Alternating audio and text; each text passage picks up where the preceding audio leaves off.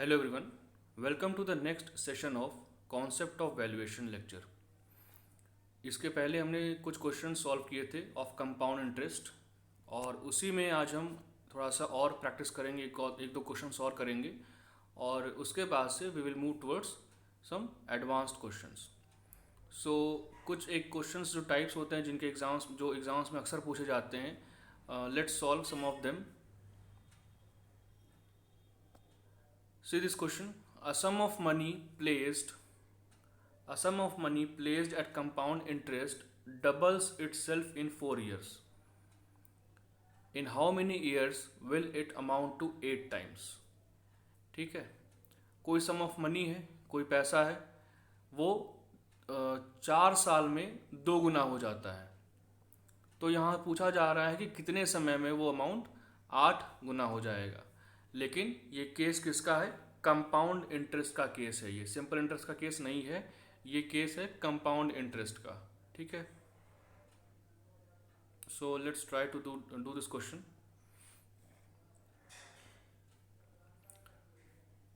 Let's say हमारे पास सम of money है 100 और ये 2 टाइम्स हो जाता है 4 साल में. ठीक है, 2 टाइम्स हो जाता है 4 साल में. ठीक, अब हमको ये बताना है कि कितने टाइम में ये 8 गुना हो जाएगा. ठीक है, कितने टाइम में ये अमाउंट जो है 8 गुना हो जाएगा. आई थिंक क्वेश्चन में यही है, या how many times it becomes 8 times of itself. ठीक है, सो 100 जो है ये 200 बन जाता है, यानी डबल हो जाता है 4 साल में. ठीक है, 4 साल में ये अमाउंट डबल हो जा रहा है. अब कंपाउंड इंटरेस्ट का केस है. ठीक, मतलब जो अगला इंटरेस्ट पड़ेगा वो प्रिंसिपल प्लस पिछले साल के इंटरेस्ट पे पड़ेगा. समझो इस तरीके को कैसे हो रहा है. इस क्वेश्चन को समझो, इस कॉन्सेप्ट को समझो, कैसे क्या बात यहाँ पे की जा रही है कि जो हमारे पास अमाउंट होगा, ठीक है, 1 साल का, अगले साल के लिए वही अमाउंट क्या बन जाएगा? प्रिंसिपल. ठीक है, सो अमाउंट में प्रिंसिपल प्लस इंटरेस्ट होता है, यानी ये जो अमाउंट हमारे पास है पहले साल का, ये अगले साल के लिए क्या बनेगा? प्रिंसिपल. ठीक है, सो जब हमने इन्वेस्ट किया 200 को, 200 रुपये मान के चलो हमने इन्वेस्ट किए 200 रुपये, ये डबल कब हो जाएगा? और डबल होने के बाद कितना होगा? 400 रुपये. ठीक, 100 रुपये डबल होने में 4 साल का समय लगा था. फिर 200 का हमने इन्वेस्ट किया, 200 कौन सा? ये वाले अमाउंट, इसको हमने इन्वेस्ट किया, इसको भी डबल होने में 4 साल लगेंगे, यानी 4 years अगेन. ठीक है, अब अभी तक यहाँ पे 8 टाइम्स नहीं हुआ है. ठीक है, अभी तक ये अमाउंट कितना हुआ है? 4 टाइम्स हुआ है. किसका? इसका 4 टाइम्स. ठीक है, यानी 100 इंटू 4 इज 400. ठीक है, मतलब 4 गुना अभी हुआ है. सिर्फ हमको करना कितना है? 8 गुना करना है. ठीक है, we have to do this 8 times. फिर हम 400 को इन्वेस्ट कर देंगे, क्योंकि कंपाउंड इंटरेस्ट का कॉन्सेप्ट यहाँ पे अप्लाई हो रहा है. सो जितना यहाँ पे अमाउंट हमको मिला होगा पिछले साल का, अगले साल के वो बन जाएगा क्या? प्रिंसिपल. अगले साल के लिए वो अमाउंट बन जाएगा प्रिंसिपल. इन्वेस्ट कर दिया फिर से इसको, ये बन गया डबल, यानी 800 रुपये 4 साल में. ठीक, अब अगर देखोगे तो ये जो अमाउंट है इस प्रिंसिपल का, जो ओरिजिनल प्रिंसिपल था उसका 8 टाइम्स बन चुका है. यानी 100 multiplied by 8 has given you 800. ठीक है, यानी जो हमने इन्वेस्ट किया है वो 8 टाइम्स बन चुका है. अब कितने साल में बना है? 4 + 4 8 एंड +4 12. ठीक है, 4 4 8 4 12 साल में वो अमाउंट जो था, जो हमने ओरिजिनली इन्वेस्ट किया था, वो 8 टाइम्स ऑफ इटसेल्फ बन चुका है. ठीक है, सिंपल सा कॉन्सेप्ट है, कोई डिफिकल्टी नहीं आनी चाहिए यहाँ पे. सिर्फ देखना ये है कि कंपाउंड इंटरेस्ट अप्लाई हो रहा है या सिंपल इंटरेस्ट अप्लाई हो रहा है. ऐसा ही मैंने एक क्वेश्चन सिंपल इंटरेस्ट के वीडियो में कराया था.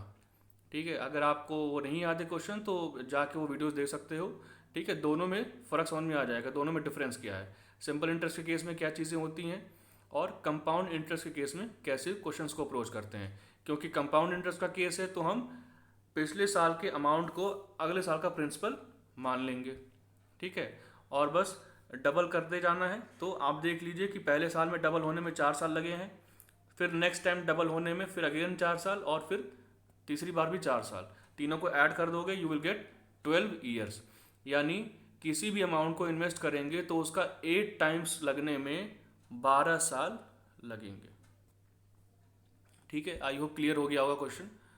जस्ट या सी ऑप्शन यहाँ पे आपका आंसर है, इट इज़ 12 ईयर्स। ठीक है, अगर क्वेश्चन समझ में नहीं आया है रिवाइंड करके देखना video, you will get it. Now moving on to the next question, just yes, इस क्वेश्चन को देखिए।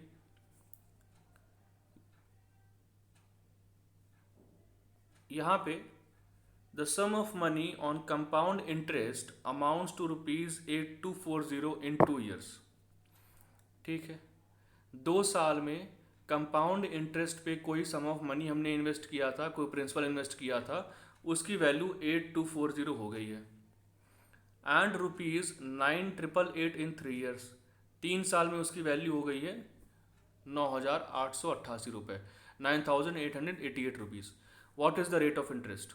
ठीक है, रेट ऑफ इंटरेस्ट निकालना है यहाँ पे। ठीक है, लेट्स ट्राई दिस क्वेश्चन। अब 2 साल में 8240 अमाउंट है और 3 साल में 9888 अमाउंट बन रही है, वो कंपाउंड इंटरेस्ट का केस अप्लाई हो रहा है। ठीक है, सो अगर हम यहाँ से चाहें तो निकाल सकते हैं किसकी, 1 साल में जो इंटरेस्ट बढ़ा होगा उसकी वैल्यू निकाल सकते हैं यहाँ से हम। ठीक है, 1 साल में जो इंटरेस्ट बढ़ा होगा उसकी वैल्यू हम निकाल सकते हैं। कैसे, देखो,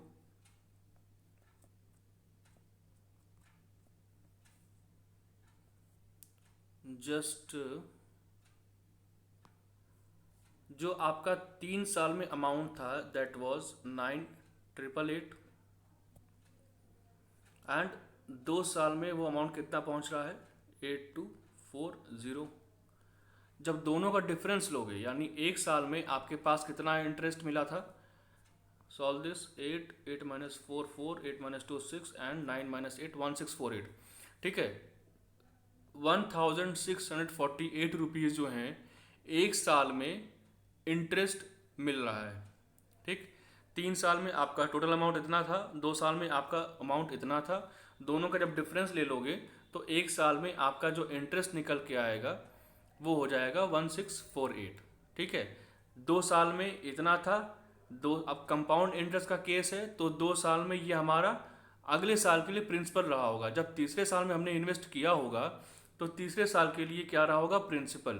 ठीक है, इसी प्रिंसिपल में जब इंटरेस्ट हमने ऐड किया होगा तभी तो ये मिला होगा अमाउंट तीसरे साल का। ठीक है, सो हम चाहें तो 1 साल का इंटरेस्ट निकाल सकते हैं, दैट विल बी 1648। ठीक, इसका मतलब ये है कि 1 साल में हमें इतना इंटरेस्ट मिला था।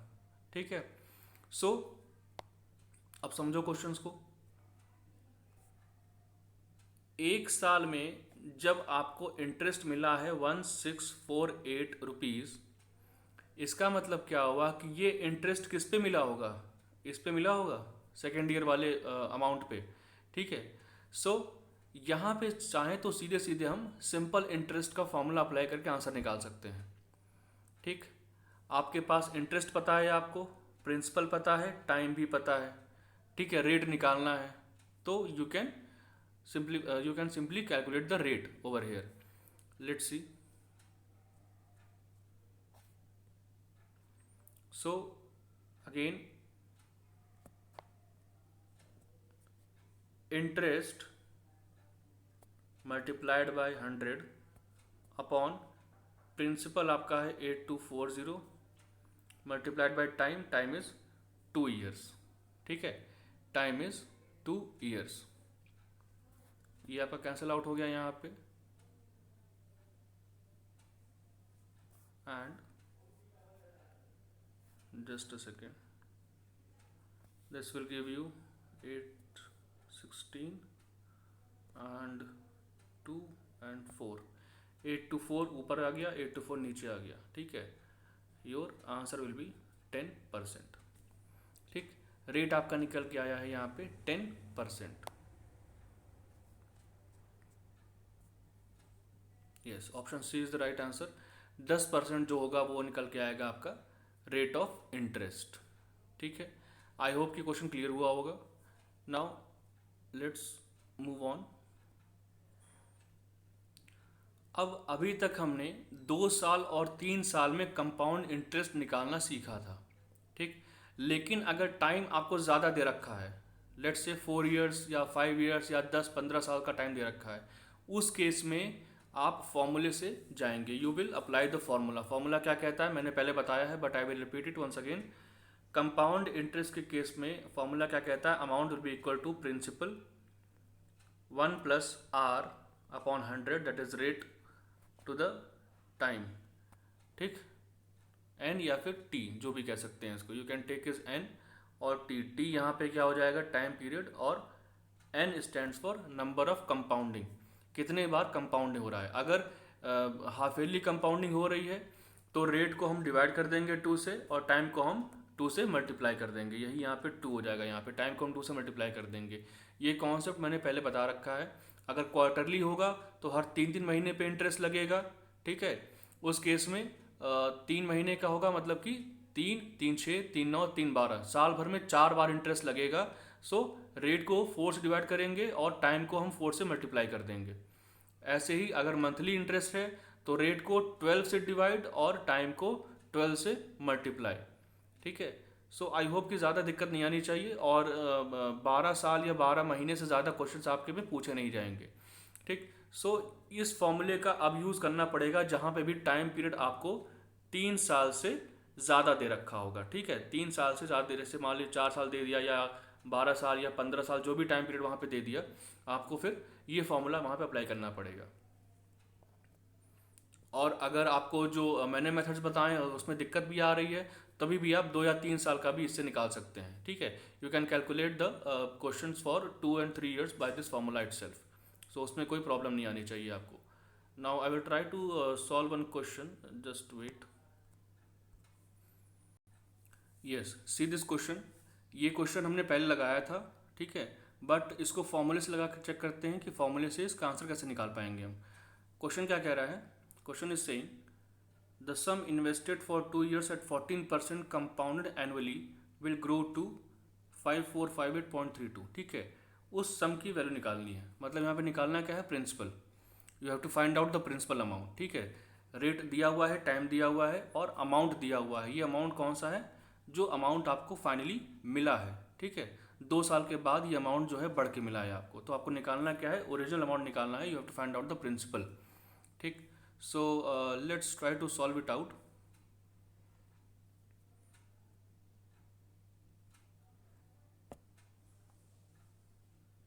yes, according to formula, formula क्या कहता है, formula says